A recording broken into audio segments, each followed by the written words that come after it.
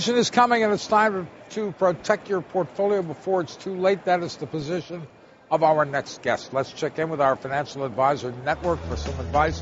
Joining us now is Manisha Thakor, personal finance expert, co-author of the book On My Own 2 Feet. Manisha, good morning. Thanks for being with us. And why are you recommending ETFs?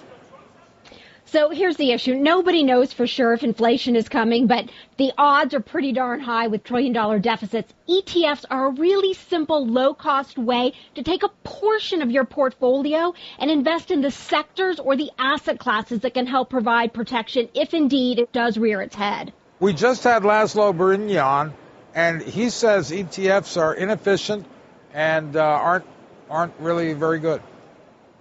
Well, so here's the issue. If you're taking large portions of your portfolio, I'm not going to disagree with him. But what we're talking about here is taking a small slice of your portfolio and trying to allocate it towards sectors like materials or energy that historically have done well when inflation has been present. And so if you take a look at something like VAW, Vanguard's materials ETF, or VWE, they've had a nice run up so far this year, but they're off lows. There's still a lot of room relative to historical highs, and you get opportunities to invest in everything from integrateds to oils on the energy side and from biofuels to steel on the materials side.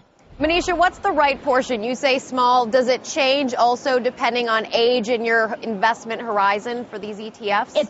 It's a great question, and it absolutely does. So I'm talking about on the equity side of your portfolio, maybe 5, at most 10% of your portfolio is what I'm talking about for commodity-based ETFs like these or DBC, the Power Shares Commodity Index Tracking Fund.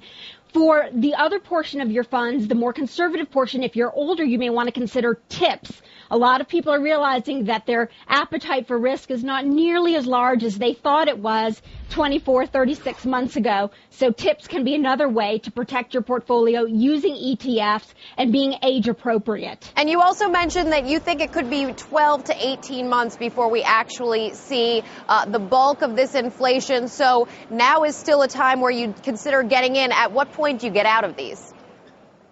Well, I mean, that's the million-dollar question, and I think in all of these cases, these certainly are going to benefit if we have a continuing recovery. We've got a massive supply-demand imbalance. We haven't had any kind of meaningful investment in the energy infrastructure for years. So, the energy ETF could actually be a long-term holding for you.